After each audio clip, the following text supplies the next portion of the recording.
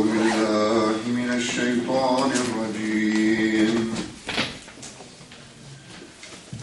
لقد كفر الذين قالوا إن الله ثالث ثلاثة وما من إله إلا إله واحد أفلا يتوبون إلى الله ويستغفرونه والله غفور رحيم. ما المسيح ابن مريم إلا رسول قد خلت من قبله الرسل وأمه صديقة كانا يأكلان الطعام انظر كيف نبين لهم الآيات ثم انظر أنى يؤفكون.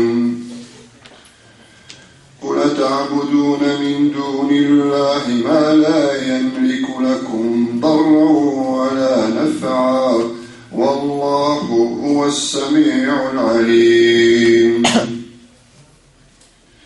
قل يا أهل الكتاب لا تغلوا في دينكم غير الحق ولا تتبعوا أهواء قوم قد ضلوا من قبل وأضلوا كثيرا وضلوا عن سواء السبيل.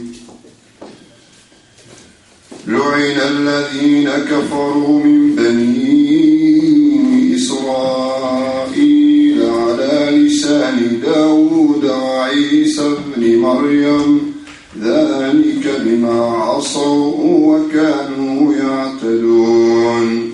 كانوا لا يتناهون عن منكر فعلوه لبئس ما كانوا يفعلون. ترى كثيرا منهم يتولون الذين كفروا لبئس ما قدمت لهم أنفسهم أن سخط الله عليهم وفي العذاب هم خالدون. ولو كانوا يؤمنون بالله والنبي وما أنزل إليه ما اتخذوهم أولياء ولكن كثيرا منهم فاسقون. لتجدن أشد الناس عداوة للذين آمنوا اليهود والذين أشركوا ولتجدن أقربهم مودة للذين آمنوا الذين قالوا إنا نصارى ذلك بأن منهم قسيسين ورهبانا وأنهم لا يستكبرون. وإذا سمعوا ما أنزل إلى الرسول ترى أعينهم تفيض من الدمع مما عرفوا من الحق يقولون ربنا آمنا فاكتبنا مع الشاهدين. آمنت بالله صدق الله مولانا العظيم. بسم الله الرحمن الرحيم. الحمد لله رب العالمين والصلاة والسلام على سيدنا محمد وعلى آله وصحبه أجمعين. اللهم أرنا الحق حقا وارزقنا اتباعه وأرنا الباطل باطلا وارزقنا اجتنابه. الحمد لله حمدا كثيرا طيبا مباركا فيه. Hermanos y hermanas, assalamu alaikum wa rahmatullahi wa barakatuh, y que la paz sea con aquellos que buscan la verdad. Intentaré que esta introducción sea lo más breve posible.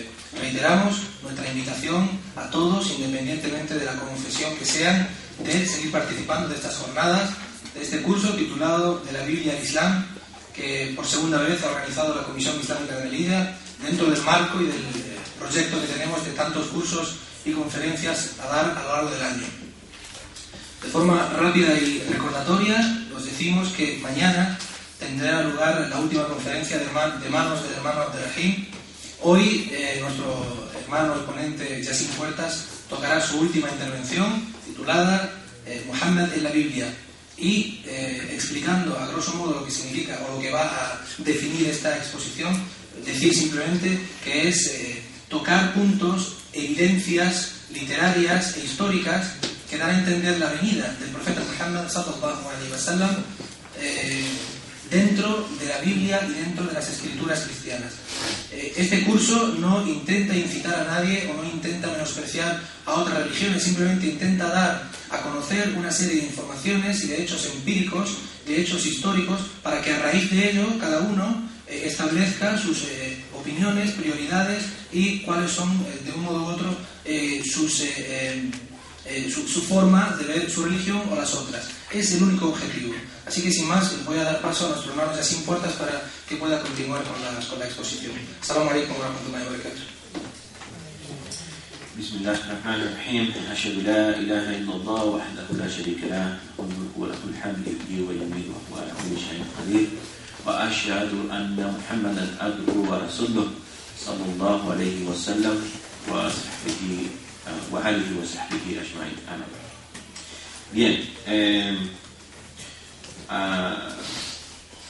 antes de hablar de esto, es que quería aclarar una cosa para que así, lo dije el primer día, creo que ayer lo volví a repetir, hoy, último día también lo vuelvo a repetir para que quede claro.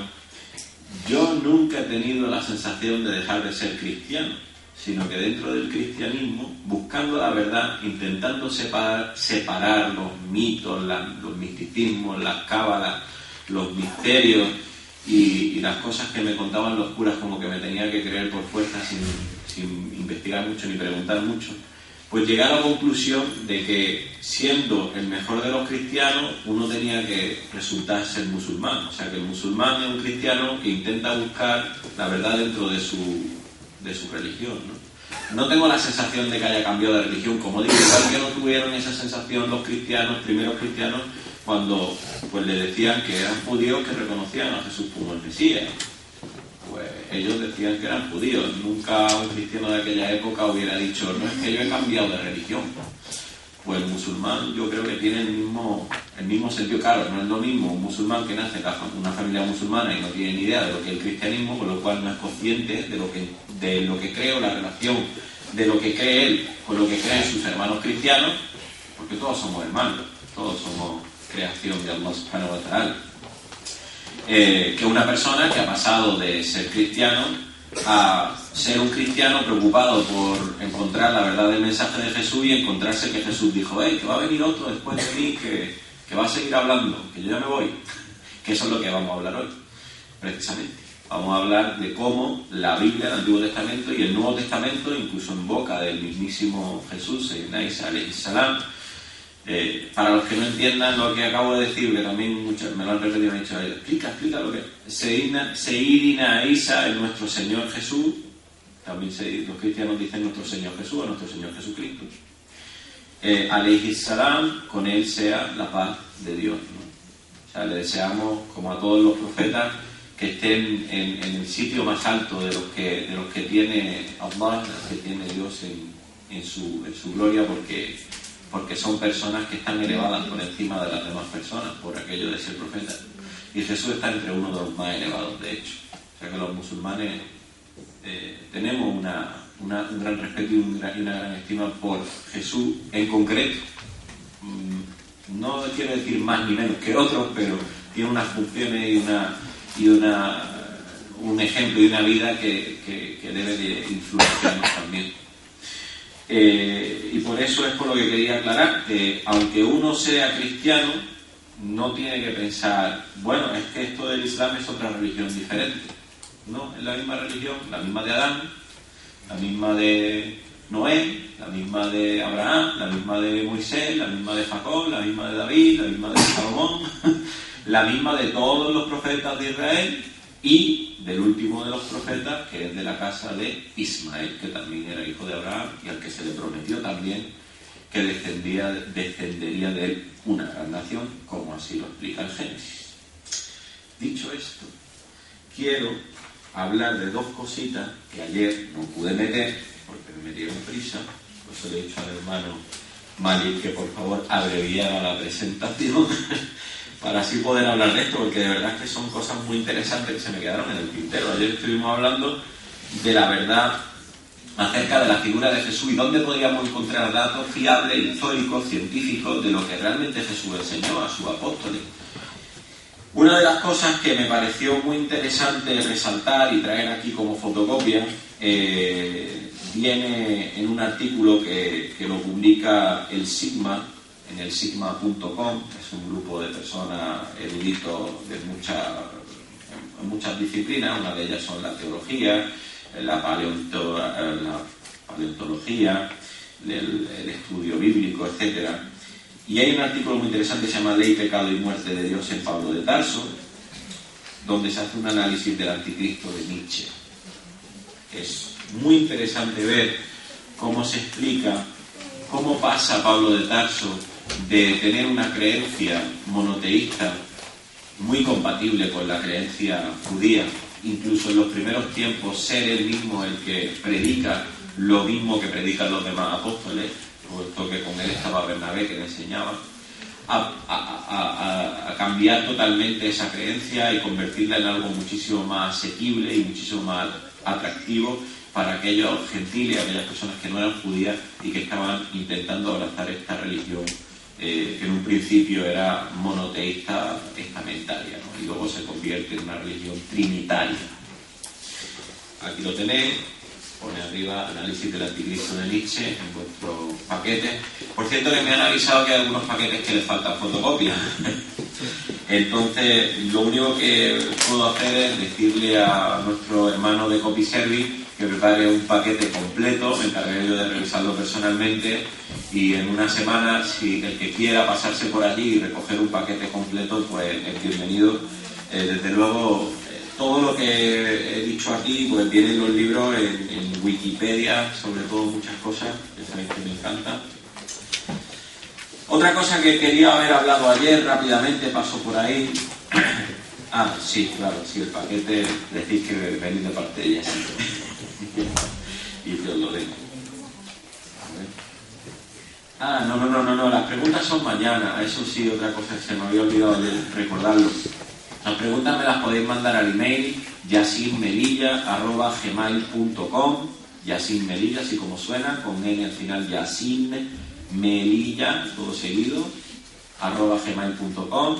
Y si veis que es muy complicado esto del email y del internet, pues cogéis un papelito, escribís la pregunta y se la dais al hermano Alderrachin o a quien esté aquí en la puerta de la Mustafa, por ejemplo, se la dais, o al final de la conferencia me la dais a mí, no importa, yo no me como a nadie.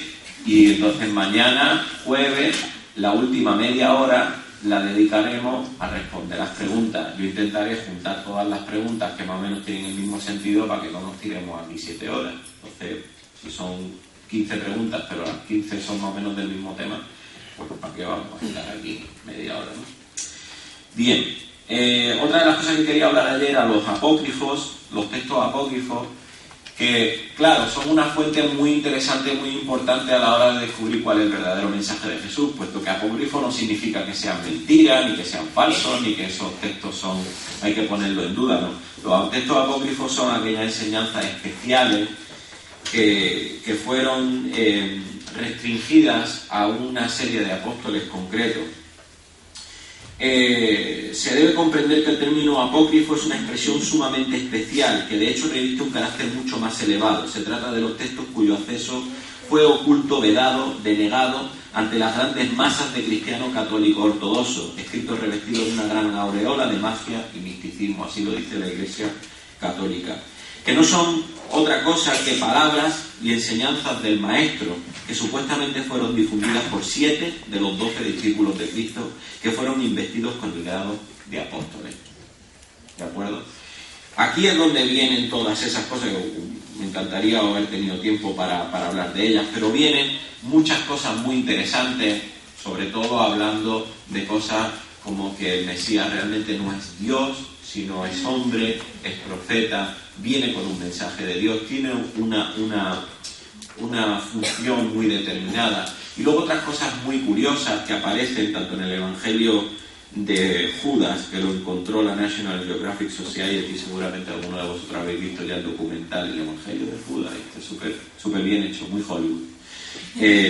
Pues se descubrió en el año 2006, o por ejemplo el Evangelio de Tomás, que se descubrió en 1945 en la biblioteca de Nag Hammadi en Egipto.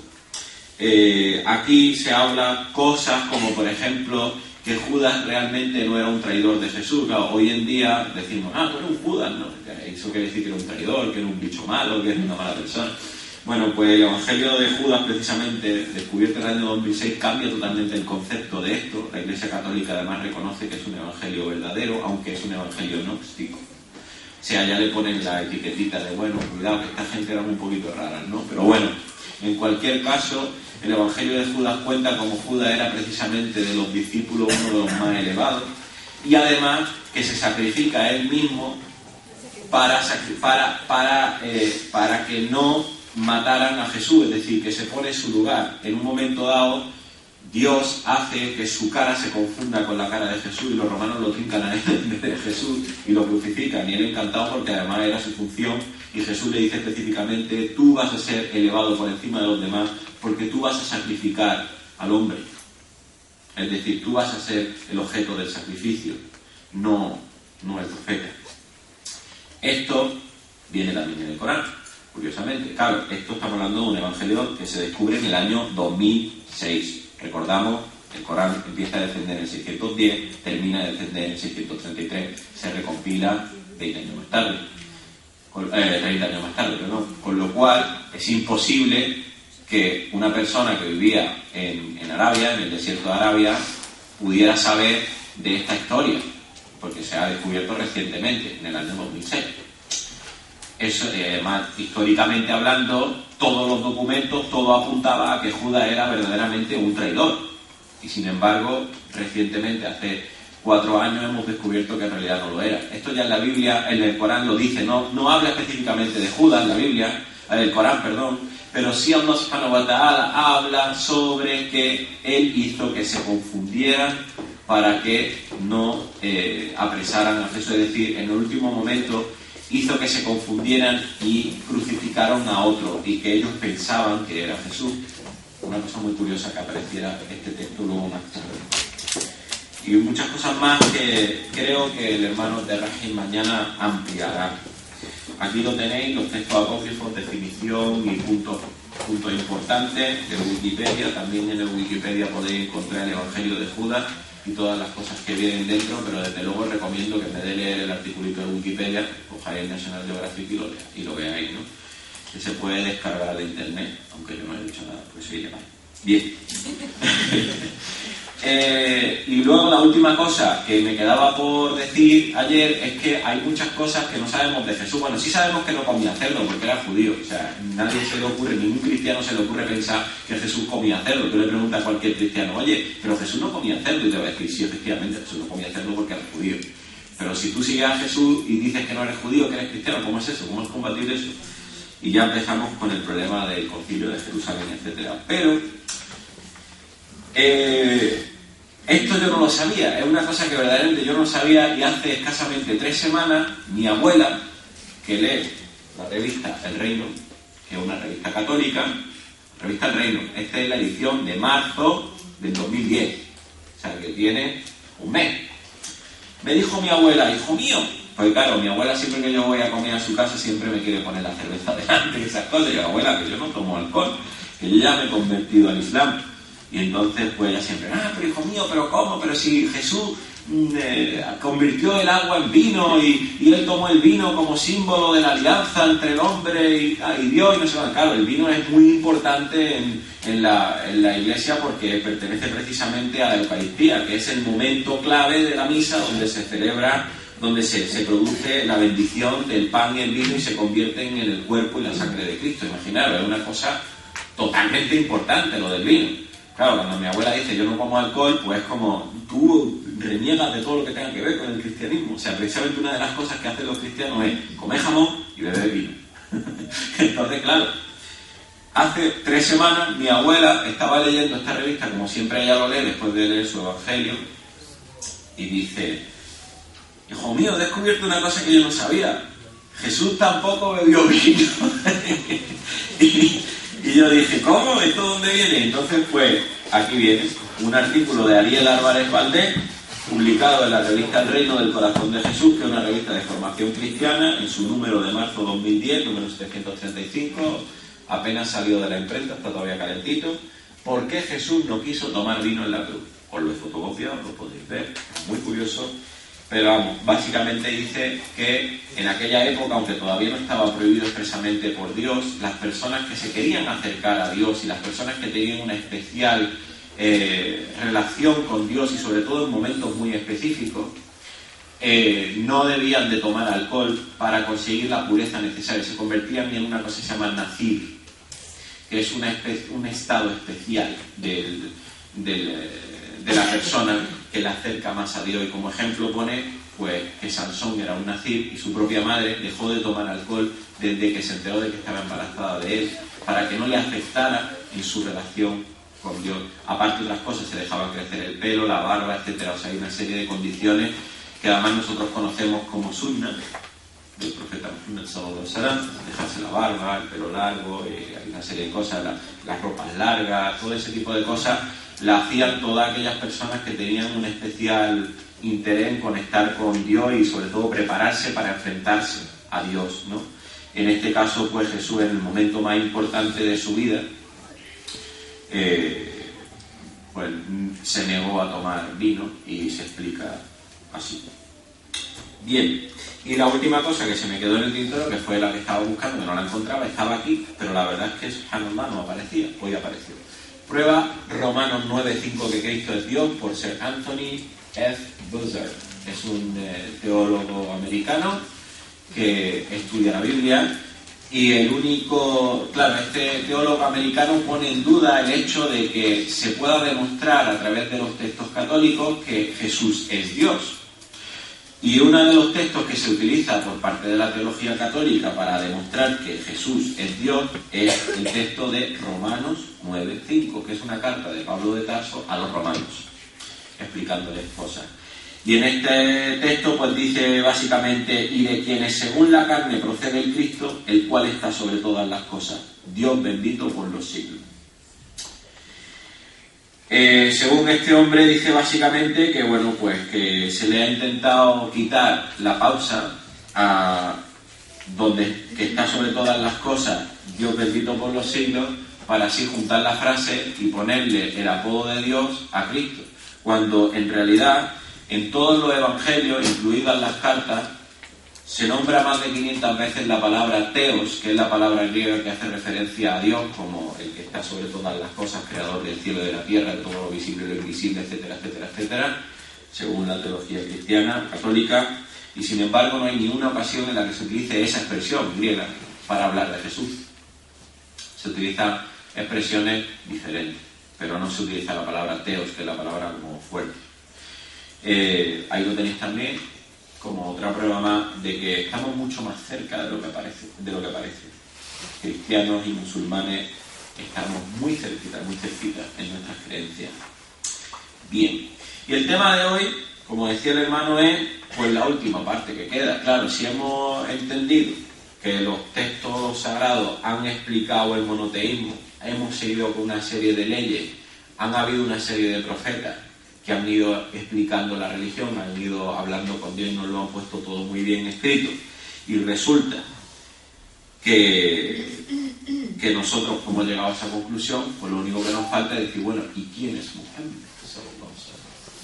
¿Quién es? Pero claro, esto tenía que estar explicado. Tú sabes que cuando en la Biblia tú coges y dices, bueno, va a venir este profeta, bueno, ya se sabe que iba a venir porque estaba anunciado, ¿no? Estaba anunciado por aquí, por allá, por esto, porque es hijo de Abraham, porque hace tal, claro, ¿de dónde sale este profeta? ¿De dónde sale?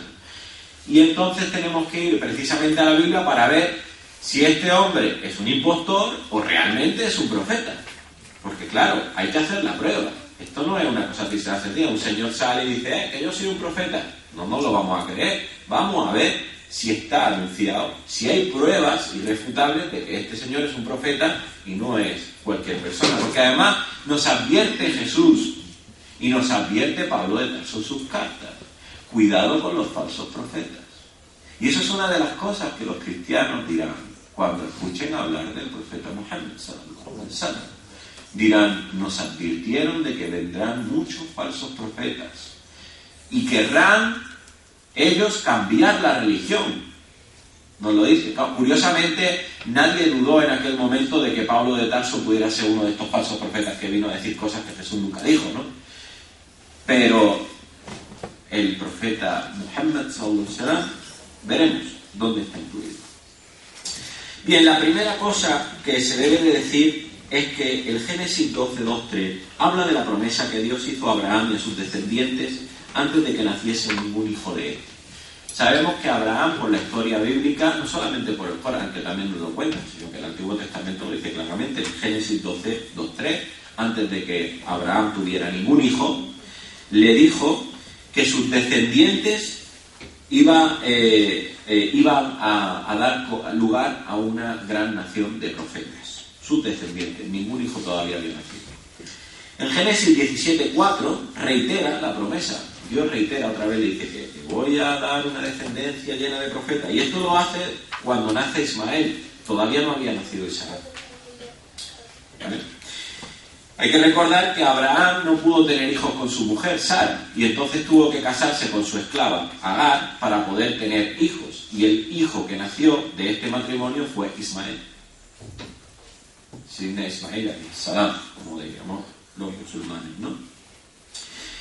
En el Génesis capítulo 21, Isaac es especialmente bendecido como alguien que va a tener muchos profetas como descendientes, pero también lo es Ismael, del que dice Dios que saldrá una gran nación, exactamente en Génesis 21, como he dicho, 13-18, los versículos 13-18. No voy a empezar a nombrar todos los, o sea, a recitarlos, porque entonces nos tiramos aquí esto dentro de 3 semanas.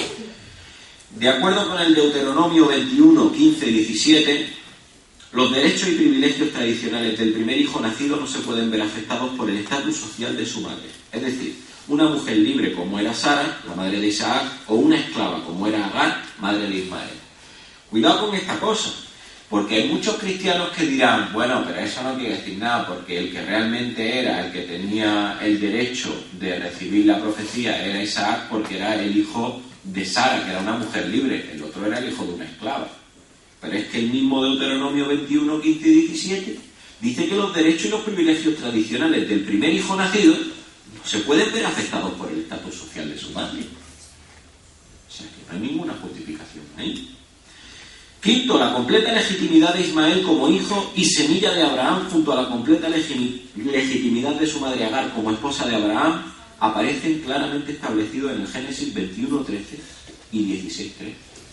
O sea que se vuelve otra vez a repetir que Ismael tiene un estatus elevado independientemente de la condición de esclava de su madre.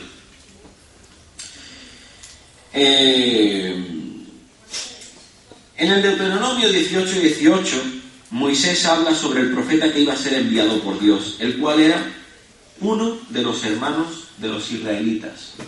¿Quiénes son los israelitas? Los descendientes de Isaac. ¿Quién es el hermano de Isaac? Ismael. Entonces 1 más 1 igual 2. No tiene mucho.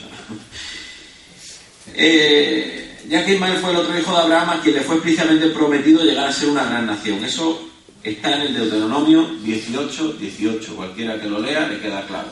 De entre tus hermanos nacerá, ¿no? Un profeta comparable a Moisés.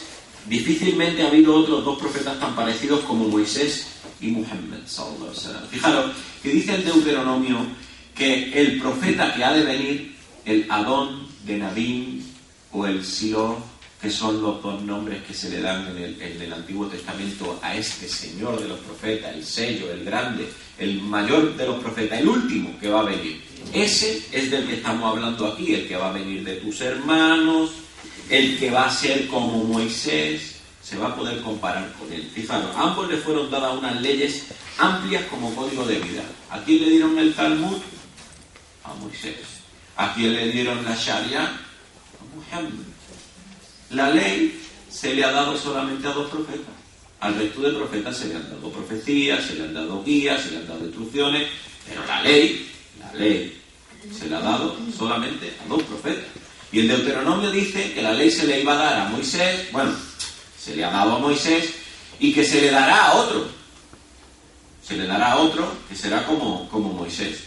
Y estamos esperando y no venía ninguna otra ley. Cuando llegó Jesús dijo, yo no he venido a cambiar la ley, sino a hacerla cumplir. O sea, que Jesús mismo reconocía que él todavía no era el que iba a recibir la ley nueva. Tenía que venir alguien que recibiera la ley nueva, y todavía no había venido hasta el año 610, en el que se produce la primera revelación coránica. Y entonces se establece, o sea que era yo, ¿no? Diría nuestro bien amado profeta sallallahu alaihi wasallam. Ambos desafiaron a sus enemigos y salieron victoriosos de una forma milagrosa. Hay que recordar que el profeta Musa, alayhi salam, Moisés, se enfrentó a los egipcios y los venció de forma milagrosa. ¿Haciendo qué? ¿Quién lo sabe? Separó el Mar Rojo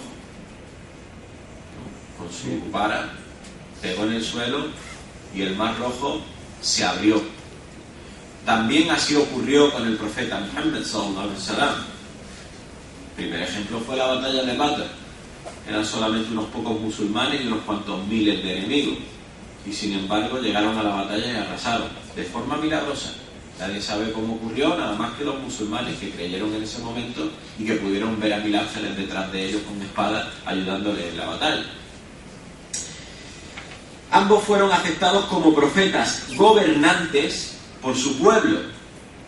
Muchos de los profetas de la Biblia no fueron respetados como profetas. La mayoría de ellos fueron rechazados, fueron perseguidos, fueron torturados. Sin embargo, estos 2 fueron los únicos que en su vida vieron cómo su pueblo los siguió y los convirtieron en jefes de Estado. Los 2 únicos. Y emigraron tras varias conspiraciones para asesinarle. Tuvo que emigrar Musa, alayhi salam, tuvo que emigrar Moisés, tuvo que emigrar Muhammad sallallahu alaihi wasallam en la época. Las analogías entre Moisés y Jesús no solo carecen de las similitudes más arriba indicadas, sino también de otras cruciales. Bueno, sabéis más o menos un poquito de la vida de Jesús, imagino todos aquí. ¿Vosotros podéis comparar lo que yo estoy diciendo ahora con la vida de Jesús? Ni de lejos, ni de lejos. Jesús no era gobernante. No fue reconocido por casi nadie de los que estaban con él, nada más que por 12 personas. Reconocido como profeta y siguiéndole. Había gente que lo reconocía, lo respetaba, pero no lo seguía. Desde luego no se convirtió en un jefe de Estado, sino todo lo contrario. Él dijo que mi reino no es de este mundo. O sea, que lo dejó más claro agua. Él dijo, yo no he venido aquí para gobernar.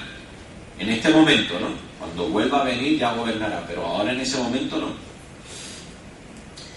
¿Por qué estoy diciendo esto de comparar a Moisés con Jesús? Pues muy fácil. Porque la mayoría de los cristianos dirán que esta profecía que aparece en Deuteronomio 18:18 hace referencia a Jesús, no a Muhammad sallallahu alaihi wasallam. Pero si dice que tiene que ser un profeta como Musa, como Moisés, ¿cómo es posible que puedas decirme que está refiriéndose a Jesús? El profeta esperado, también se le llama así en el Antiguo Testamento, el profeta esperado, el Adón de Nabín, Silo, en Deuteronomio 33, 1-2, el principio del capítulo del 33, combina referencias a Moisés, Jesús y Muhammad sallallahu alaihi wasallam. Habla de Dios, por ejemplo, la revelación de Dios, viniendo del Sinaí, amaneciendo desde Seir, probablemente el pueblo de Seir, próximo a Jerusalén. Habla de Jesús diciendo que va a venir de Seir, que es Jerusalén, un sitio cercano a Jerusalén. Irradiante desde el monte Farán. Ese es el profeta Muhammad sallallahu alaihi wasallam. De acuerdo con el Génesis 21:21, el desierto de Farán, tenemos que buscar en el mismo libro a qué se está refiriendo con Farán. No sabemos qué es Farán. Pues Farán fue el lugar donde Ismael se tuvo que establecer con su madre cuando Abraham lo dejó en el desierto. Eso también está en el Antiguo Testamento. Abraham coge a su mujer Agar y a su hijo Ismael y los deja en medio del desierto, en un valle que en aquella época es descrito como el valle de Beca. Y ahí es donde aparece por primera vez nombrado el monte de Farán, desde el que se dice que saldrá este Adon-Denabim, este profeta, este Sidón. Sin embargo, la versión de la Biblia del Rey Jaime menciona a los peregrinos pasando a través del valle de Beca. Bueno, esto porque habla sobre que el monte de Farán es realmente Beca, que luego se convierte en Meca, que está en los Salmos en 84, 4, 6.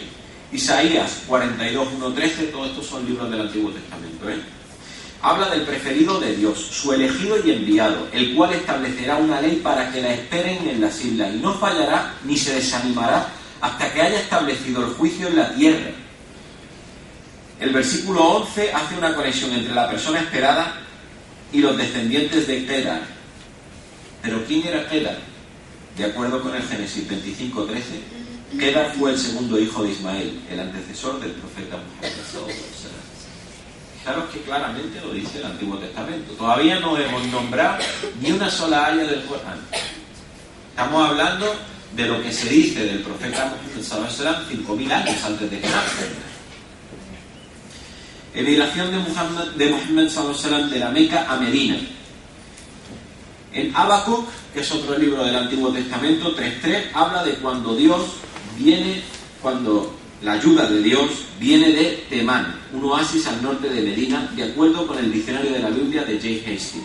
Y el santo viene del monte Farán, o sea, que viene del monte Farán para ayudar a la gente de Medina. Monte de Farán, recordamos que es Meca, Medina es Temán, que es el oasis del desierto, donde está Medina, y esto se dice 5.000 años antes de que aparezca la égida, de que se produzca esta peregrinación forzada del profeta sallallahu alaihi wasallam desde Meca, que era su tierra natal, hasta Medina, donde le están esperando para que los ayude a formar un gobierno. Los de Medina los reciben con los brazos abiertos, porque están esperando a alguien justo que pueda poner orden entre tanto desorden que había en esas tribus, ¿no? Y esto aparece en Habacuc 3.3, en el Antiguo Testamento. Cogen una Biblia cualquiera, de algún amigo cristiano o amiga cristiana que tengáis, traen una Biblia, coge Habacuc 3.3 y lo ves claramente, ahí está descrita la égida. Esto no puede ser algo que el profeta sallallahu tuviera pensado, no, mira, vamos a tener que irnos de aquí a aquí para que así coincida con lo que pone la Biblia, porque desde luego se fue con lágrimas en los ojos y después de haber sido perseguido durante un montón de tiempo, y de hecho siempre con la intención de volver, porque era su casa, es su tierra, es lógico.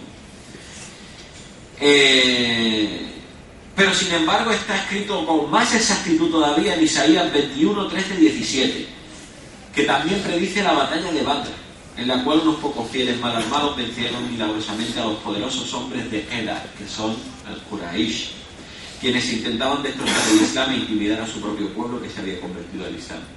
Si cogéis este párrafo de la Biblia, Isaías 21, 13 y 17, dice claramente, describe tanto la égida, tanto la peregrinación de Muhammad desde Meca hasta Medina, como la primera batalla de los musulmanes ya reorganizados contra sus perseguidores, la primera victoria del Islam, que diferencia al profeta Muhammad de otros profetas anteriores que habían fracasado al llegar a su pueblo. De ahí viene la famosa frase: nadie es profeta en su tierra.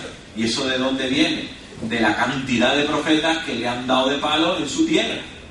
Por eso se han tenido que ir de su tierra y profetizar en otros sitios, porque su propio pueblo eran unos desalmados. Bien.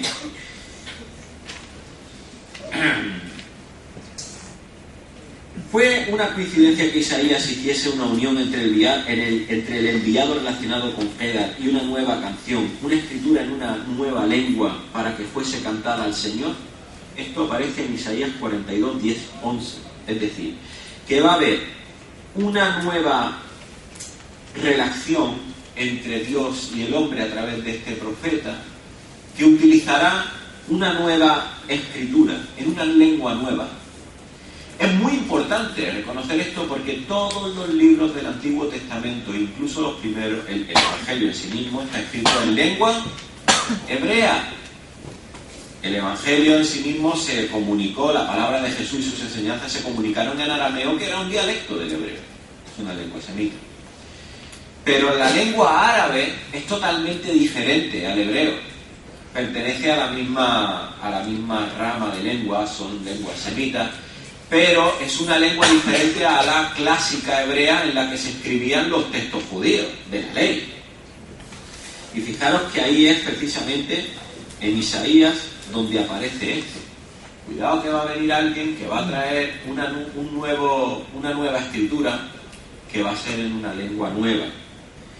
Y de manera más explícita las profecías de Isaías indican: pues ahora con lengua balbuciente, en lenguaje extraño, hablará a ese pueblo.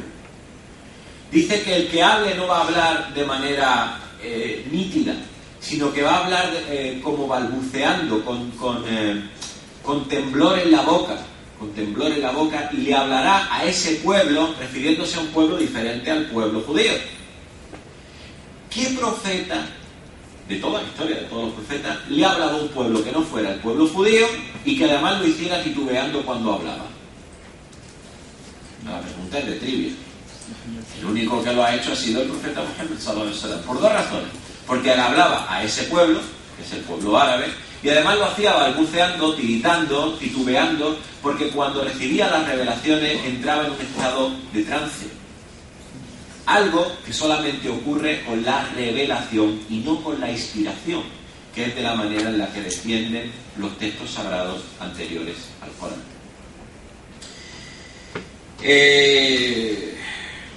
Seguimos con las profecías.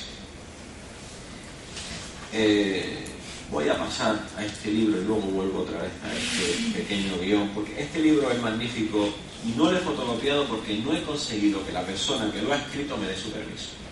Y os voy a explicar por qué. Este libro es inédito. Este libro lo ha escrito un señor que estuvo además aquí en Melilla, se llama Mohammed Khan Durrani.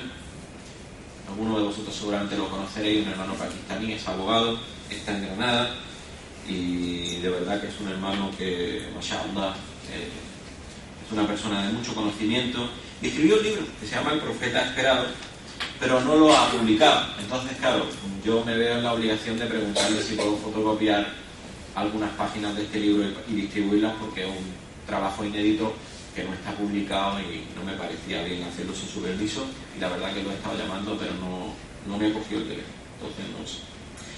Pero puedo contar más o menos todo su trabajo. Es un trabajo intensísimo, pero hay algunas partes que son, la verdad, muy interesantes. Concretamente, hay una parte muy interesante que es cuando pasamos ya al Nuevo Testamento. Porque, claro, el Antiguo Testamento contiene un montón de profecías, muchas más de las que hemos visto aquí, muchas más, muchísimas más. Yo aquí la verdad es que tengo que resumir mucho y utilizar solamente unas cuantas que sean muy claras para no tener que profundizar. Pero cuando vamos al Nuevo Testamento, a las palabras de Jesús, hay que recordar que estas palabras de Jesús son, bueno, lo que ha quedado de ellas por las numerosas traducciones, interpretaciones, selección de textos que pueden estar o no estar. No vamos a utilizar los textos apócrifos porque, bueno, vamos a utilizar los textos que están reconocidos universalmente por todas las iglesias cristianas, que son los evangelios canónicos. Esos están reconocidos por todas las iglesias cristianas, tanto católicos como protestantes, etcétera, etcétera. Una de las partes de la Biblia, del Evangelio, sería el Evangelio de Juan, uno de los libros. Su primer capítulo habla sobre un episodio que es el episodio del bautismo. Este episodio establece que el bautismo es una práctica habitual de iniciación a una secta judía, que son los esenios, a la que pertenece Jesús también en su momento. Jesús era más pequeño que Juan era su primo, y entonces pues Juan está bautizando en el río, está bautizando en el Éufrates, creo que. Y cuando está bautizando, pues recibe la visita de 3 sacerdotes y levitas. Son personas de conocimiento de la ley judía, que como lo ven que está bautizando, pues piensan que él quiere de alguna manera decir que tiene un carácter elevado por encima de los demás, es decir, que se cree un profeta o algo así. Entonces le van a preguntar si él está declarando públicamente con esa acción si es un profeta. Entonces dice el texto que se relata como un diálogo, como si fuera un teatro en la Biblia. Dice: los judíos de Jerusalén enviaron una comisión de sacerdotes y levitas para preguntar a Juan quién era. Su testimonio fue este: ¿quién eres tú que bautizas? Y dijo él, dijo, ¿eres tú el Elías? El Elías era un profeta que los judíos estaban esperando en aquella época, porque era, se supone, el siguiente que tenía que venir según la tradición bíblica. Y él dijo: no, yo no soy el Elías. O sea, él declaró que no es él. Dice: ¿entonces eres tú acaso el Mesías? Dice: pues no, pues tampoco, no soy el Mesías. Y dice: ¿entonces eres el profeta que estamos esperando? Y dice: pues tampoco. Entonces, claro, los sacerdotes y los levitas se quedan así como un poco de, bueno, entonces, ¿qué pasa aquí? Pero esto nos sirve a nosotros para seguir el guión del Evangelio, porque claro, no nos podemos quedar así. Esto era algo que existía en aquella época. Estaban esperando al Elías, después del Elías venía el Mesías, y después del Mesías venía el profeta esperado. Son tres personajes claramente diferenciados por su nombre y por sus características. Como ya he explicado, en el Antiguo Testamento están bien descritos todos estos profetas. Claro, son tres, ¿no? Nosotros sabemos que Jesús se nombró a él mismo el Mesías. Él mismo dijo que era el Mesías. Fijaros, el Mesías de los judíos y de los cristianos es un término derivado del hebreo Mashiach, ungido. Este término pasó a designar al futuro Salvador de Israel, invitado por Dios, cuya llegada esperaban los hebreos. En la traducción griega, Christos, este título fue atribuido por los cristianos a Jesús. El Mesías en el Antiguo Testamento quiere decir ungido, Cristo, y aparece en las citas bíblicas 1 de Samuel 2:10, 10:1, 12:3:5, 24:7-11, 26:9-11, 26, 2 Samuel, 1 de Reyes, 2 de Reyes, Salmo, Eclesiástico, Isaías, Daniel, etcétera, etcétera, etcétera. Fijaros que hay un montón de libros de la Biblia, del Antiguo Testamento. En todos aparece la palabra Mesías con unas características muy determinadas. Quiere decir que es un ungido, es un enviado de Dios especial, porque ha sido ungido. Juan dijo que él no era el Mesías. Sin embargo, San Mateo, que es uno de los autores de uno de los libros del Evangelio, el Evangelio según San Mateo, que es un libro sinóptico, dice que Jesús, hijo de María, nacido en Belén de Judea en los días del rey Herodes, Jesús el Nazareno, el Galileo, es el Mesías, quien dijo a su pueblo: mirad que nadie os extravía diciendo yo soy el Mesías, porque muchos vendrán en mi nombre diciendo yo soy el Mesías, y a muchos se extraviarán. Jesús el Mesías, a quien traicionó Judas Iscariote, uno de sus 12 discípulos.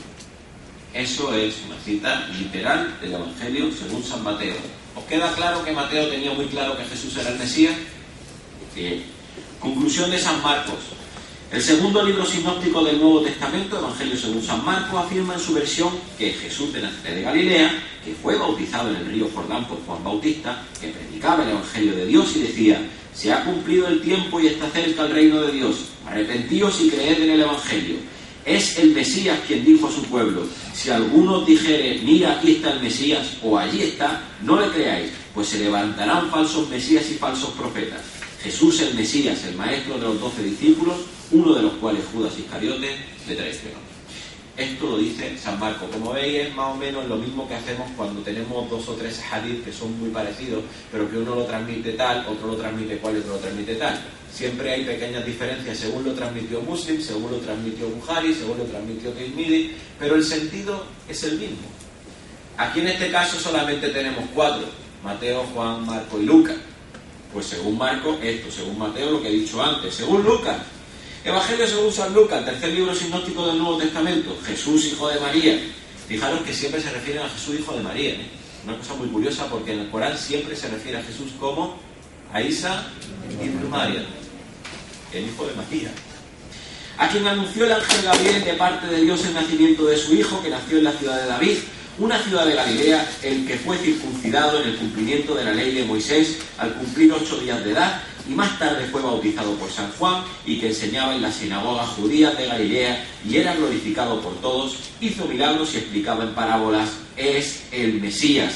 a quien traicionó Judas Iscariote, uno de sus 12 discípulos. Bueno, esto del final siempre como que lo meten, ¿no? Cuidado, de Judas lo traicionó. Pero bueno, en cualquier caso queda muy claro que se refiere siempre al Mesías, lo están definiendo como el Mesías. Conclusión de San Juan, el cuarto y último evangelio canónico. Este no es sinóptico, este es canónico. Del Nuevo Testamento, el Evangelio según San Juan da testimonio irrefutable e impugnable de que Jesús el Nazareno, que predicaba en Galilea de Judea y enseñaba en los templos judíos, incluso en el de Jerusalén, quien hacía también milagros y profetizaba sobre cosas venideras, a quien la gente conocía como el Santo de Dios y Profeta, es el Mesías, que significa Cristo o ungido, y a quien traicionó Judas, hijo de Simeón Iscariote, uno de sus 12 discípulos. Esto, cuando se lee en la Iglesia, terminando de leerse esto, si hay aquí algún cristiano lo sabe perfectamente, se dice palabra de Dios, te alabamos, Señor. Fijaros, cuando se lee esto, no se dice que esto lo dijo Juan, que era uno, pues que bueno, se dice palabra de Dios. En cualquiera de estas 4 ocasiones, porque cuando se lee el Evangelio, que es la segunda lectura que se lee en la misa, se dice y se reconoce públicamente que es la palabra de Dios, inspirada a aquellos que escribieron, tradujeron, copiaron, maquetaron, imprimieron la Biblia. Todos están influenciados por el Espíritu Santo para que no se puedan equivocar en una sola coma. Y aquí vemos claramente que dice que Jesús es el Mesías. En concreto, el de Juan, que es un evangelio canónico, no sinóptico, o sea que tiene el reconocimiento de ser canónico por la Iglesia Católica, dice, la gente lo conocía como el Santo de Dios y Profeta.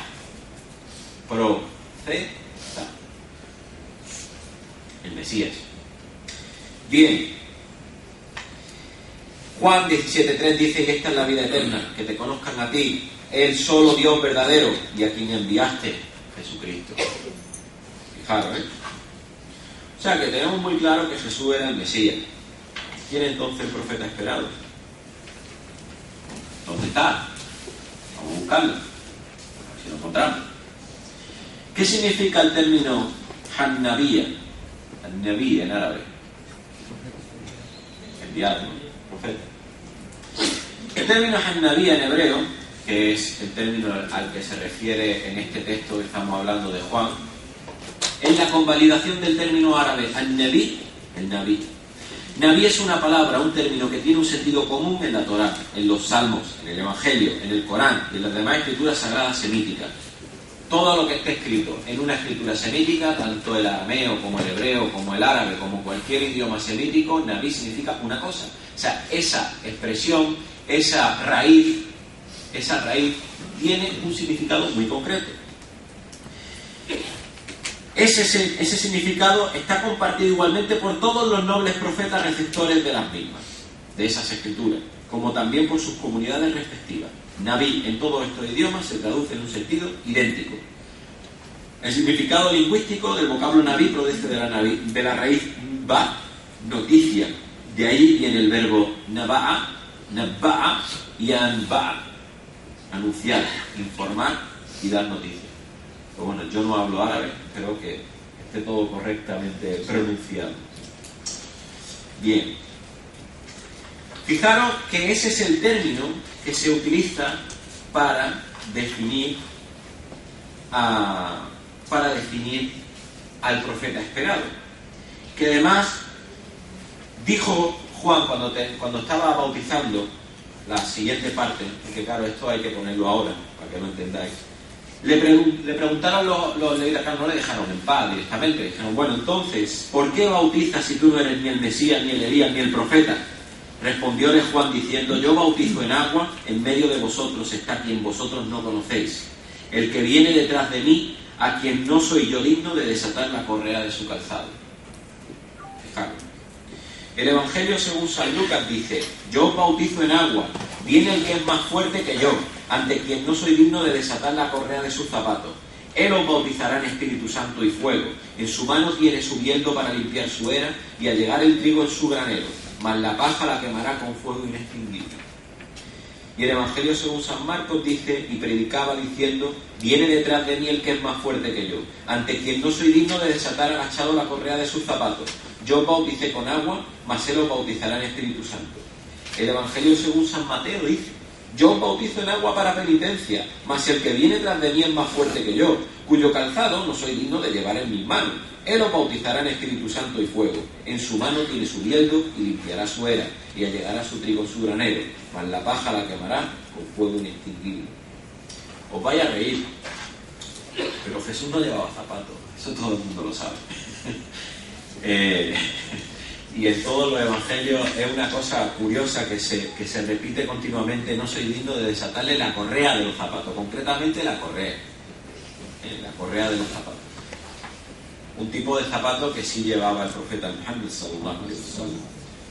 Fijaros, las características, dice, aún no ha venido, habrá de venir, dice Juan, pero Jesús ya había venido, ya estaba ahí, todavía no había comenzado su misión profética, pero sí había venido, era su primo, o sea que lo conocía perfectamente, no tenía que irse muy lejos. Iba detrás de San Juan. Pues hombre, Jesús era contemporáneo de San Juan, era 6 meses menor que él, o sea que no puede llegar, viene detrás mía, si nada más que tiene 6 meses más pequeño que este está hablando de que vendrá detrás mía, como hablando de alguien que vendrá unos 600 años después.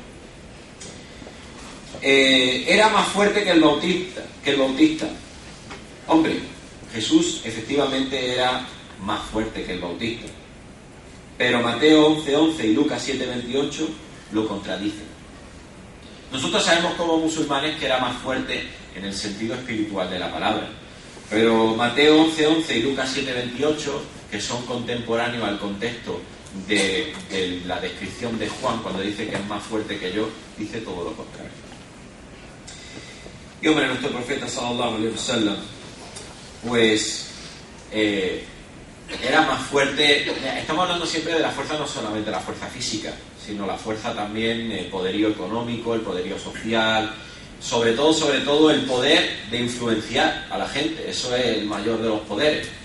Fijaros que Michael Hart, en su obra The 100, que significa los 100, las 100 personas más poderosas de la historia, pone en el número 1 al profeta Muhammad sallallahu alaihi wasallam. Fijaros, de las 100 personas más influentes que han dado más influencia del mundo, esta persona, contemporánea a nosotros, que no es musulmán, ni gana nada con decirlo, pone en el primer lugar al profeta Muhammad sallallahu alaihi wasallam. George Bush no estaba en esa lista. Bien, el máximo respeto y la reverencia ejemplar de San Juan por él. Y aquí es donde tenemos lo de los zapatos. Efectivamente, Jesús no llevaba zapatos. Precisamente Jesús se ponía en una posición de humildad absoluta, hasta el punto, fijaros, de que Jesús le lavaba los pies a sus compañeros. Y dice Juan, vendrá aquel del que yo no seré digno de atarle la correa de los zapatos. Y Jesús se agachaba a limpiarle los pies a sus compañeros, en un gesto de humildad, porque dijo, yo he venido a servir y no a ser servido. Fijaros, y otras cosas más que ya, pues, para no liarme mucho, porque si no, luego no llegamos. Hay otras cosas más de lo de la era y tal, pues bueno, que sabemos que Jesús no tenía ningún tipo de propiedades, era una persona pobre, que a veces no tenían ni para comer, que tenían que convertir los panes y los peces en muchos más para que la gente comiera. O sea, hay un ejemplo muy claro, es que pasaban mucha hambre y la gente que seguía a Jesús pasaba hambre, y llegó un momento en que la gente decía, oye, tenemos que comer, y dijo Jesús, bueno, venga, a ver, traerme un pescado y un trozo de pan, que ya veremos a ver cómo lo hacemos. Lo puso dentro de una cesta y le dijo, venga, repartirlo. Pues no va a haber para todo el mundo, tú repártelo. Y entonces cogieron, empezaron a repartir los panes y los peces y nunca se acabaron. Es uno de los milagros atribuidos a Jesús. O sea, que está claro que la descripción de Juan el Bautista, de un señor que tenía su era, su bien, estamos hablando de un señor que tiene posesiones, que tiene tal, y que es jefe de un estado, ¿vale? Como lo era el profeta sallallahu alaihi wasallam. ¿De acuerdo? Sin embargo, Jesús no era así, era totalmente diferente en ese sentido. Bueno.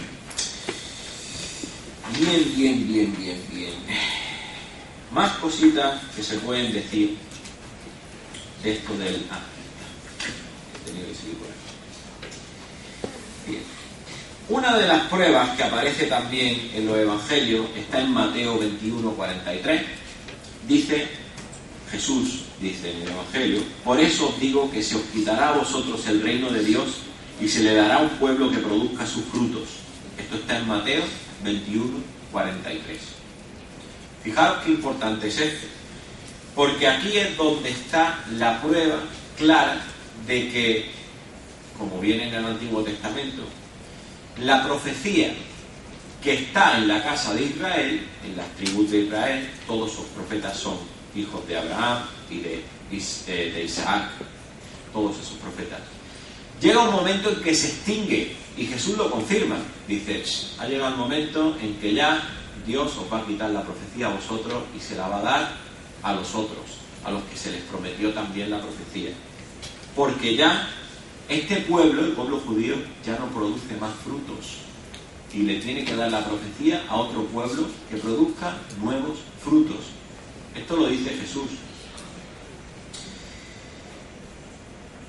Todo este tipo de cosas, claro, obviamente pueden ser casualidades, pueden ser tocar pues partes del evangelio que pueden venirnos bien en un momento dado, pero realmente, si nos fijamos, son muchas ocasiones en las que nos encontramos este tipo de profecías. La última que aparece en el evangelio es una profecía muy interesante que habla sobre la venida de un nuevo profeta por parte, en boca del mismísimo Jesús. Fijaros qué importante es esto. Cuando Jesús se encuentra ya al final de su periodo profético, sus apóstoles saben que se tiene que ir, Él les comunica que se tiene que ir, y sus apóstoles se ponen muy tristes.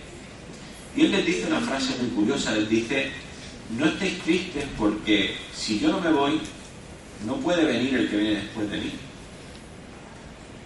O sea, fijaros qué importancia le da, ¿no? Dice: si yo no me voy, no puede venir el que viene después de mí, y vosotros querréis que yo me vaya para que Él venga.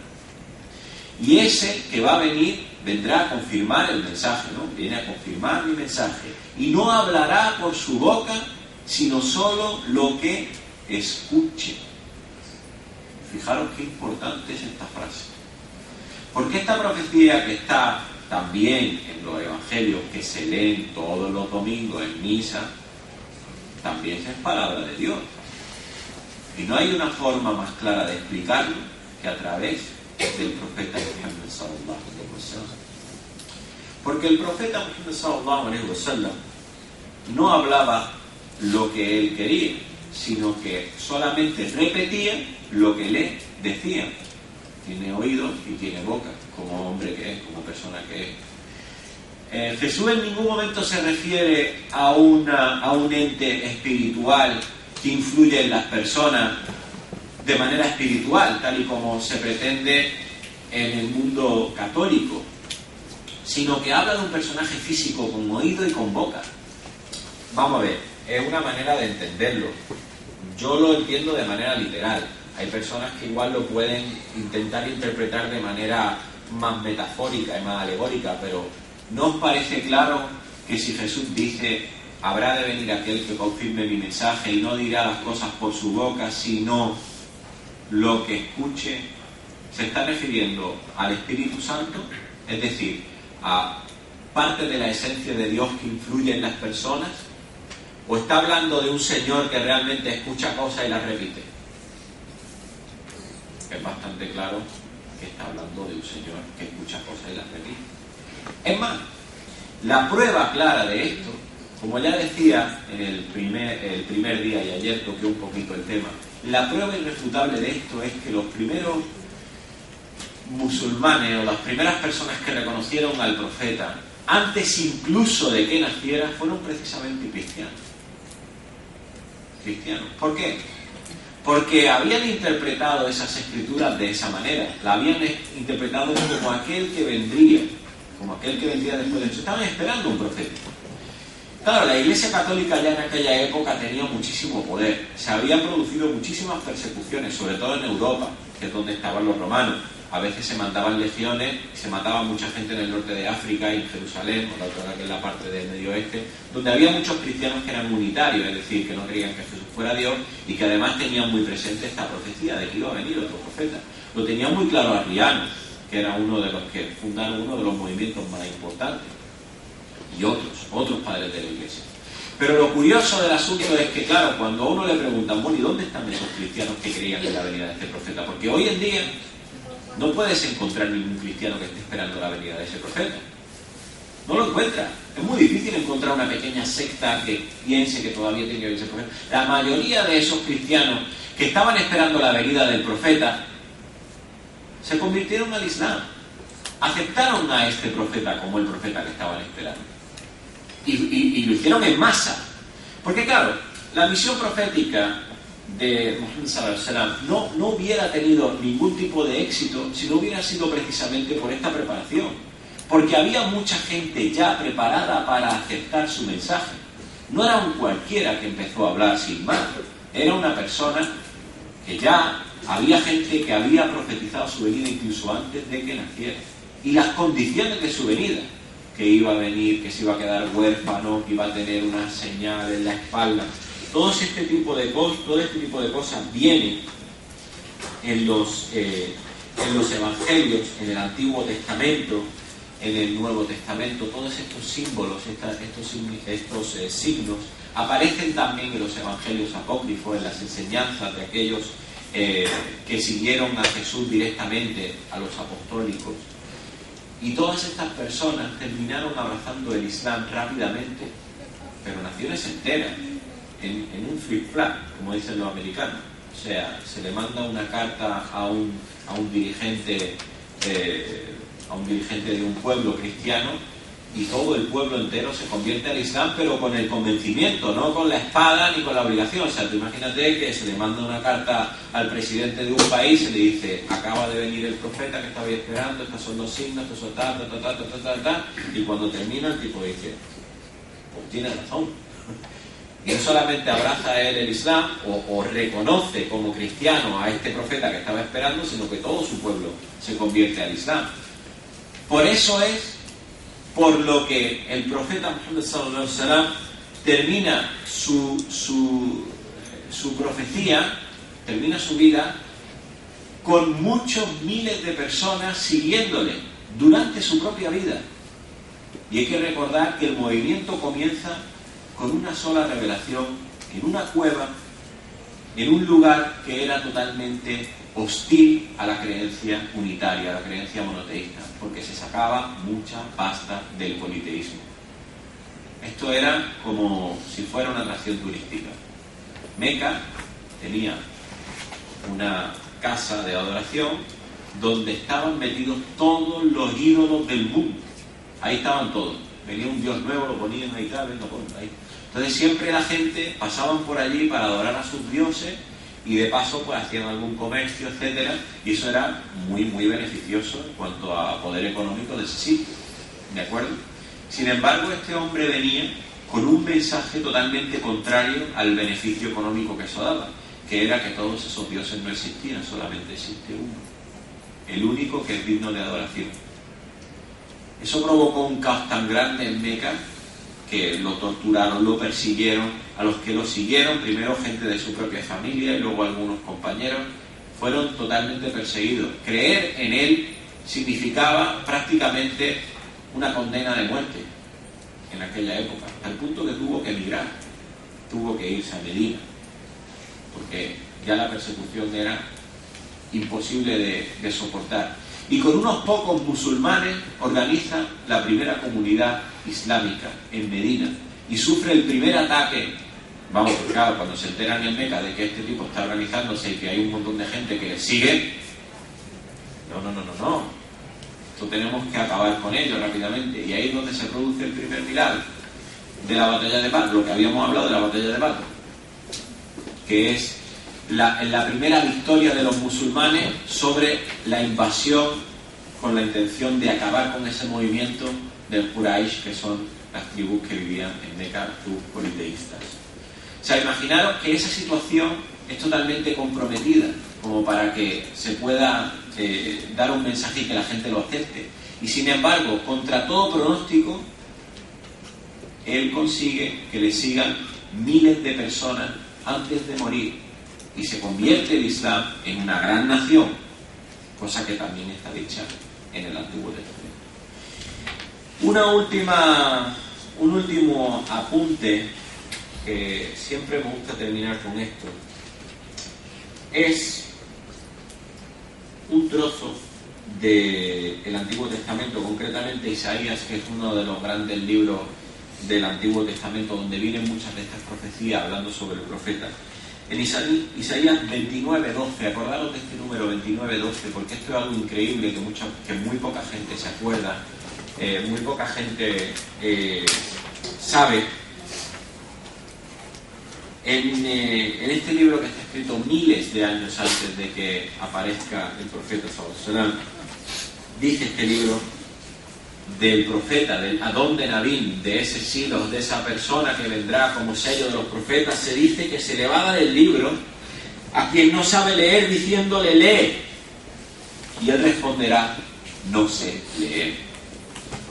Eso está en Isaías 29:12.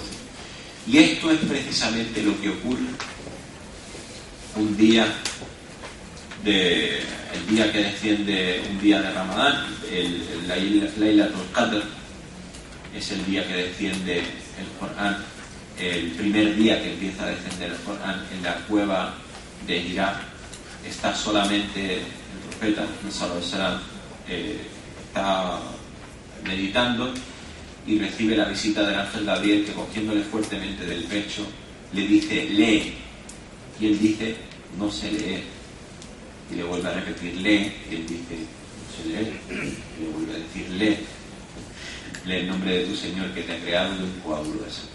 Y esas son las primeras palabras que descienden del Corán, y coincide perfectamente, como veis, con las palabras de Isaías 29:12. Se da el libro a quien no sabe leer, diciéndole lee por favor, y responde no sé leer. Y hasta aquí es todo lo que os tenía que contar. Hoy me han sobrado 10 minutos. Así que si queréis en estos 10 minutos, por aprovechar aquello de que, claro, como la Comisión Islámica ha pedido esto hasta las 9:30 en punto, pues si queréis podemos aprovechar para resolver alguna pregunta.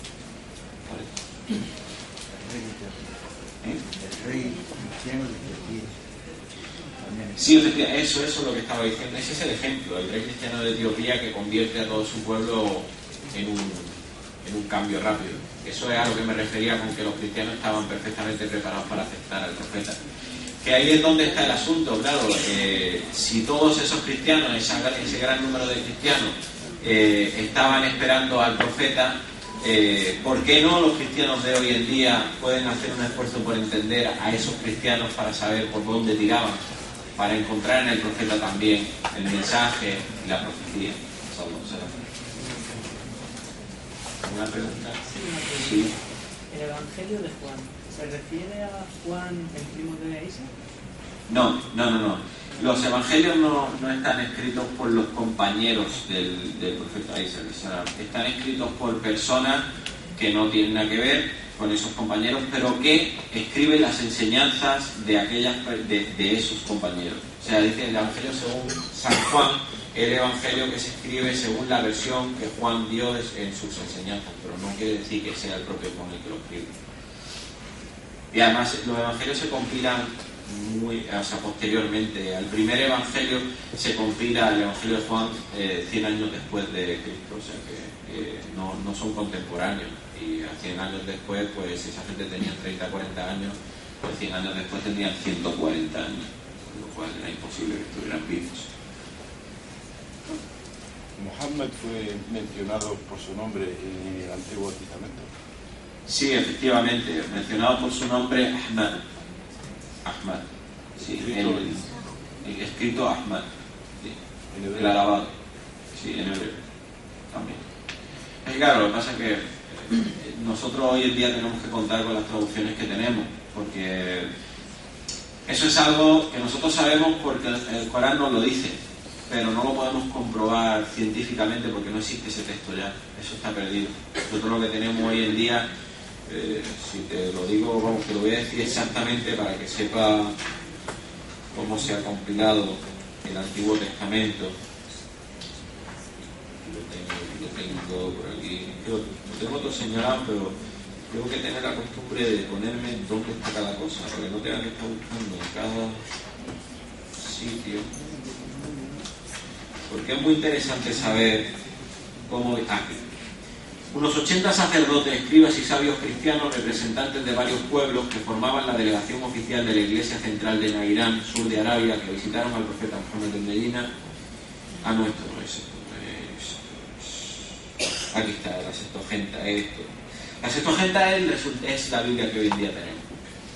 Mucho después de la desaparición de la verdadera y sagrada Torá y otros libros proféticos originales, sagrados y auténticos, apareció la Septuaginta, labor de 72 rabinos egipcios con una nueva vestimenta, como lo desearon y enseñaron sus autores, diferente de las versiones anteriores.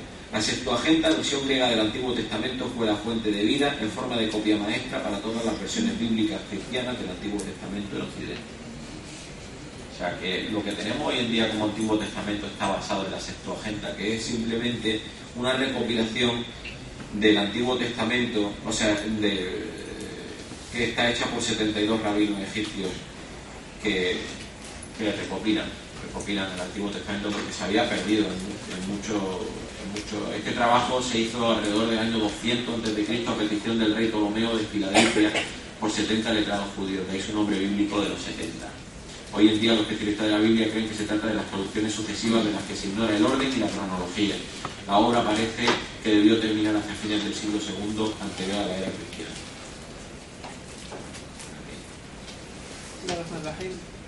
Si tenemos en el Corán tenemos la ley de que no disfracéis la verdad con la falsedad, haciendo referencia a las escrituras. ¿Cuántas versiones de la Biblia tenemos a nuestro alcance? Versiones hay un montón, pero ten en cuenta que la Biblia no es lo mismo que el Corán. O sea, ni tampoco el cristiano considera la Biblia como nosotros consideramos el Corán, entre otras cosas porque la Biblia es un libro inspirado y el Corán es un libro revelado. El cristiano es consciente de que la Biblia tiene muchas incongruencias dentro de la misma Biblia. Hay la misma historia contada 3 o 4 veces de manera diferente. ¿Cuál es la verdadera? Eso ya, para eso están los teólogos, los exégetas, los que hacen, ¿cómo se diría del Corán, el tafsir, ¿no? Pues esto es lo mismo. Se haría una especie de estudio, de interpretación de la historia para dilucidar cuáles son los dogmas que deben de emanar de esos textos. Pero desde luego los textos, cualquier cristiano consideraría que esos textos pues no tienen la categoría de ser textos revelados sino inspirados, aunque eso sí es verdad, se los considera palabra de Dios. Sí, durante estos días en varias ocasiones se ha mencionado el tema del alcohol y el cerdo, sí, como cosas tan prohibidas y comunes entre el Islam y las otras escrituras. Sí. Quisiera que hiciera alusión, porque creo que consta otro tema que tenemos en común y que está bastante mal visto en Occidente, que es el tema del hijab. Sí. Se recoge en las escrituras. Pues sí, la verdad es que gracias por esa pregunta, porque muchas veces se olvida que no solamente los cristianos, musulmanes y judíos tenían prohibido el cerdo desde siempre, también tenían prohibido, no prohibido el alcohol, pero recomendado encarecidamente que no se tomara, sobre todo cuando tuvieras que tener algo que ver con asuntos religiosos y divinos. El Islam lo prohíbe definitivamente, además en mitad de la revelación, no al principio. Al principio se hace lo mismo, o sea, Allah subhanahu wa ta'ala dice, repite lo mismo que le ha dicho a los anteriores: cuando acerquéis al rezo, cuando os acerquéis al salat, no vayáis ebrios, que el alcohol no toque al musulmán que va a enfrentarse al salat, porque eso es una impureza. Y luego finalmente lo termina por prohibir directamente, ¿vale? Pero el hijab es otra cosa común entre los judíos, los musulmanes y los cristianos. El hijab es simplemente un modo de vida, o sea, un modo de vestimenta que hace referencia a la modestidad en la vestimenta, es decir, no utilizar el cuerpo que Allah subhanahu wa ta'ala ha creado para beneficiarse de él de manera de poder o económica, etcétera. O sea, utilizar el cuerpo de uno para venderlo. Claro, cuando uno intenta utilizar el cuerpo que Allah subhanahu wa ta'ala para venderlo, pues lo que está haciendo es aprovecharse de algo que no debe de aprovecharse, porque Allah subhanahu wa ta'ala no ha creado a unos más guapos y otros más feos, o unos con unas características y otros con otros, por darle una mejora a alguien y a otro fastidiarlo. Ese tipo de cosas pues son las que nos hacen igual, el vestir con modestia, el no sentirse orgullosos de su cuerpo uno mismo. Y eso es común a los cristianos, a los musulmanes y a los judíos. De hecho, la imagen que los cristianos tienen de la Virgen María, que es una mujer piadosa, que además se copia precisamente en aquellas mujeres tan piadosas como para unirse en una congregación y llamarse monjas religiosas, es el hijab. Todos lo conocemos. La toca, la cofia, como la queramos llamar en el cristianismo, es un hijab que trata de imitar a María. Y además, de hecho, las monjas se autotitulan hijas de María, precisamente por eso, porque imitan a María. Hay algunas congregaciones de monjas que no llevan el hijab, pero siguen llevando una vestimenta modesta. Desde luego nunca vamos a ver una monja con minifalda.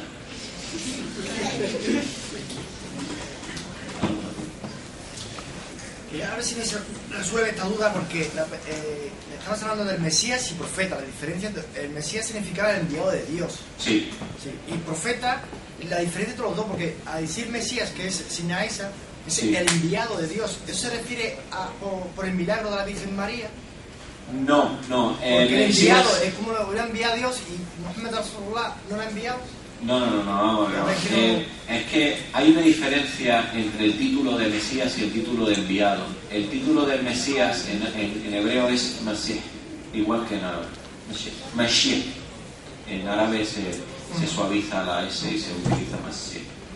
En hebreo el título de profeta es An-Nabi, que es Nabi en árabe. Como ves, es una diferencia bastante clara entre los dos títulos. Uno hace referencia a un profeta ungido, alguien que no viene con ley nueva, alguien que no viene con una revelación distinta a la revelación que ya existe, viene a corregir, como un maestro viene a corregir a sus alumnos. Cuidado, que no os he enseñado una lección, luego he vuelto y estáis haciéndolo con la gana. Mira que esto es así. Pero el profeta es el que viene con el texto nuevo. Mira que vengo con un libro nuevo que se acaba de editar, que os voy a enseñar. Esa es la diferencia entre Mashiach y Han-Nabi. Yo tenía una duda. Yo esta Semana Santa me quedé aquí en Melilla, vi ciertas películas, ¿no? Como La Pasión de Cristo. Yo quería saber si en el Islam también a Sinaísa se le torturó, se le crucificó o no. Bueno, esta es muy buena pregunta. ¿O era marketing lo de...? Claro, es muy interesante esa pregunta, porque precisamente ahí lo tenemos, en los evangelios, en el evangelio de Judas, por ejemplo, en el evangelio de Bernabé se nos dice claramente que en el último momento, en el Monte de los Olivos, además es curioso, una cosa que no me he contado, precisamente en el evangelio de San Marcos se describe claramente cómo fue esa escena del Monte de los Olivos. Estaba Jesús rezando, pidiéndole a Dios cosas, con las manos en la tierra, con la frente, la nariz, las rodillas y los pies tocando el suelo. Eso dice literalmente el Evangelio. Yo cuando leí eso dije, sujud. Pero, claro, luego te pregunta el cristiano, ¿pero por qué rezáis vosotros con la cabeza en el suelo? Si Jesús rezaba así, no te metas conmigo. Entonces, en ese momento es cuando dice el Evangelio de Judas y el Evangelio de Bernabé, que coinciden estas dos cosas, como ya repito, son evangelios, que uno de ellos lo ha descubierto la National Geographic Society, que tiene un título muy tal. Dice que en ese último momento Dios hizo que se confundieran los romanos y fincaran a Judas en vez de a Jesús. Y Judas nunca dijo, que yo no soy... No, sino todo lo contrario. Él aceptó el papel de que lo confundieran con Jesús para que lo torturaran y lo crucificaran a él y no tocaran al Mesías, al ungido, al que vino por parte de Dios, al que era especial. ¿Cómo voy a permitir yo que maltraten a este hombre si me puedo sacrificar yo? Y Dios ayuda a que esto ocurra. Dios ayuda a que esto ocurra porque le transforma la cara de alguna manera, o la noche o tal, alguna cosa que hizo que la cara de Judas se confundiera con la de Jesús y los romanos lo trincaron a él en vez de a Jesús. Y esto es lo que aparece también en el Corán, por lo tanto es totalmente compatible. Lo dice claramente Allah subhanahu wa ta'ala, que ellos creían que... Exacto, ellos creían que estaban crucificándolo a Jesús, pero fue un engaño. La última pregunta, inshallah, hermano Lady. Sí, pero está elegante. La declinado. Entonces, última pregunta. De verdad, he disfrutado enormemente de tu exposición magistral y didáctica. Hermano Yesin, es cierto que en el concilio de Nicea fue una idea diseñada por Constantino, cuyo único objetivo era diseñar una fórmula trinitaria, un dogma trinitario, con el único propósito de mantener la unidad política del imperio. Parece ser que le preocupaba seriamente la revuelta de los cristianos unitarios del norte de África. Entonces, una idea trinitaria era lo que más se ajustaba, lo que más estaba en consonancia y compatible con la cultura y la filosofía del imperio. Y ese concilio, esa fórmula trinitaria que fue impuesta oficialmente por el emperador Constantino, tuvo lugar 300 años después, creo, 300 años después de la muerte de Isa alayhi salam. ¿Eso es cierto? Cuidado, hay muchas concepciones erróneas en lo que tú has dicho. El concilio de Nicea no está organizado por Constantino. El concilio de Nicea está organizado por Pablo de Tarso. ¿Vale? O sea, lo que se necesita es hacer que la religión de Pablo de Tarso sea la religión del imperio. ¿Por qué? Porque las otras religiones no eran compatibles o no eran tan atractivas al pueblo en general, al pueblo llano, que de toda la vida había sido politeísta. O sea, que había que hacer que el cristianismo fuera uno. Estaba claro que Constantino quería que todo el mundo fuera cristiano, pero lo que no podía admitir es que hubiera gente que pensara que el cristianismo era una cosa y que otros que pensaran que el cristianismo era otra. Y dijeron, o nos unimos y todos quedamos de acuerdo en una cosa, o aquí no hemos hecho nada. Y como hubieron muchas persecuciones durante muchos años y mucha gente murió y mucha sangre se vertió y siguieron habiendo muchísimas personas que estuvieron que se rebelaron contra eso, lo que decidió fue reunirse en el concilio de Nicea para poder aclarar las cosas. Y además, como cuando se reunieron no se entendieron, porque entre ellos había mucha gente que eran muy buenos filósofos y muy buenas y personas muy cultas, discutían entre ellos, había otros que no tenían ni idea porque eran muy analfabetos y realmente pues se quedaban atrás sin decir nada, y Constantino se alzó porque era un soldado y no entendía ni pata lo que estaban diciendo, que presencia, que tal, que no se vale, dejarme de rollo. Aquí tiene que haber una cosa, y como él vio que la religión trinitaria era una religión mucho más aceptada y mucho más culta y mucho más revestida de ese misticismo, que necesitaba que todo el mundo estuviera contento en su imperio, pues lo que hizo fue muy sencillo, lo dije ayer, cogió y dijo, vamos a poner todos los evangelios debajo de la mesa, cerramos las puertas y mañana los que estén encima, eso es lo que se queda.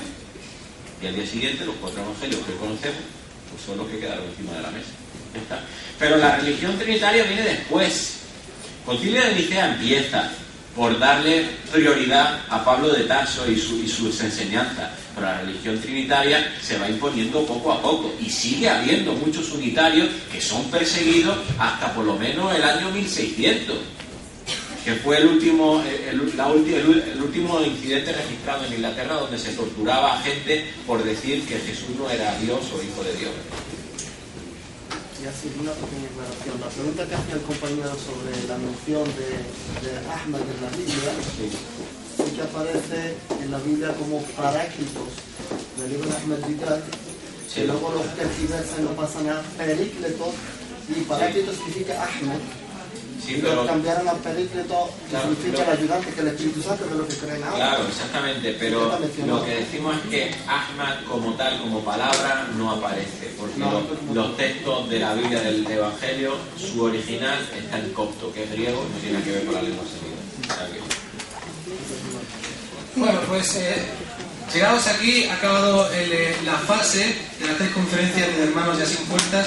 Le damos las gracias a Allah, que Allah lo preserve y le recompense por su labor. Le pido a Allah al hermano Imam Mohamed Basham, porque ha estado recitando el Corán durante esos 3 días, alhamdulillah, y estará con nosotros también mañana. Os recordamos de forma breve y rápida que mañana tenemos la última conferencia de este curso, conferencia que impartirá el hermano Abdelrahi Mohamed Ahmoud, que versará sobre un tema que a primera vista parece un poco conflictivo y cuando menos extraño. El título de la conferencia será ¿Es la Biblia la palabra de Dios? Vamos a ver las características de la conferencia y seguro que al final sacaremos conclusiones muy acertadas.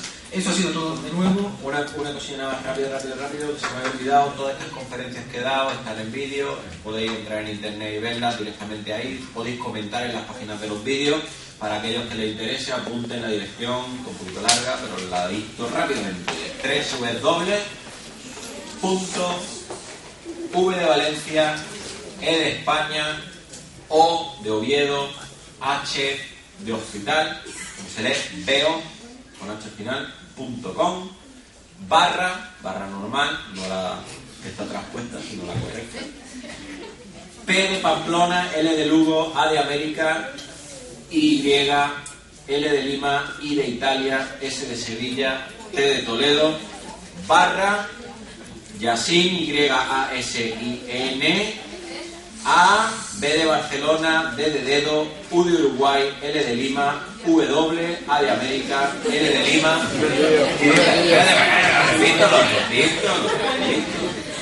Yasin, sería Yasin, y seguido, sin espacio y nada, A, B de Barcelona, D de Dedo, U de Uruguay, L de Lima, W, A de América, L de Lima, I de Italia, Abdul Wali, así como se lee, ¿vale? Si os metéis en esa página vais a ver varias listas de vídeos. Una de ellas se llama De la Biblia al Islam, y ahí están colgadas todas las conferencias. Hoy ya colgaremos la última y podéis comentar, hacer preguntas y hacer un seguimiento. Barakallahu, hermano, Barakallahu. Ya para terminar, recordaros lo del congreso, que eran plazas todavía que se quiera apuntar. 50 euros, precio muy barato y 3 días con muchas conferencias y mucho conocimiento. El hermano Imam Mohamed Bashar inshallah terminará con la Torah. سبحانك اللهم وبحمدك نستغفرك ونتوب اليك من نسوء ظننا انفسنا فاغفر لنا فانه لا يغفر منا وتقبل منا انك انت السميع العليم وتب علينا انك انت التواب الرحيم. اللهم ربنا فقهنا في ديننا وعلمنا منه ما ينفعنا في دنيانا واخرتنا. اللهم صل على سيدنا محمد النبي وعلى ازواجه وذريته وبيته الطيب الطاهرين كما صليت على ابراهيم وعلى ال ابراهيم في العالمين انك حميد مجيد. سبحان ربك رب العزه عما يصفون وسلام على المرسلين والحمد لله رب العالمين.